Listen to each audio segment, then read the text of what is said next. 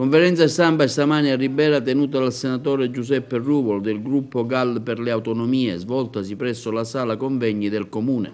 L'incontro di stamani è servito per comunicare alla città di Ribera che il gruppo politico, gli amici e simpatizzanti del senatore Giuseppe Ruvolo, in tandem con il movimento Ama la tua città, sosterranno alle prossime elezioni comunali come sindaco la candidatura di Nenè Mangiacavallo, già parlamentare nazionale e sottosegretario alla sanità nel governo Prodi.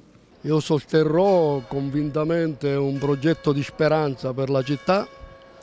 La mia speranza la pongo nelle mani di una persona molto esperiente, limpida e soprattutto di grande capacità organizzativa. Questo è l'onorevole Nenè Mangiacavallo.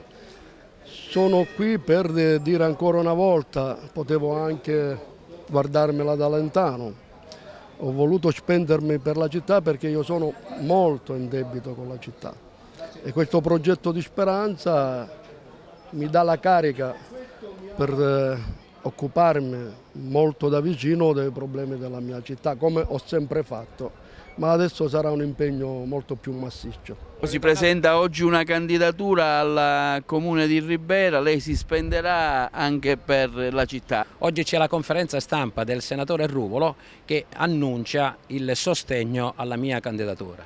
E per me è motivo di onore e di privilegio, devo dire, questo appoggio che è molto importante al di là del valore elettorale rilevante che assume, anche per il significato politico che esprime. Abbiamo voluto dimostrare che con un atto di responsabilità, con un atto di amore per questa città, con un atto di impegno ufficiale, ci teniamo immensamente a determinare una svolta che ormai è indispensabile, improcrastinabile, per questa nobile città, per questa Ribera che purtroppo, nonostante le sue immense potenzialità, oggi occupa una posizione molto marginale.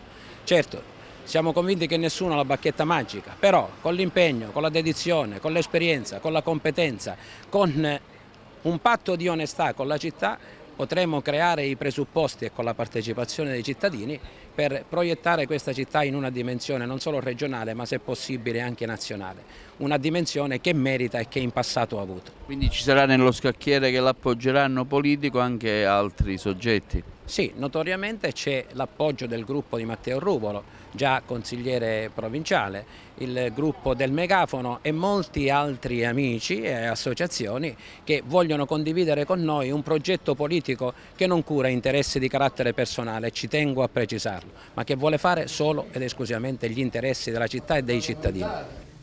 Grazie alla città.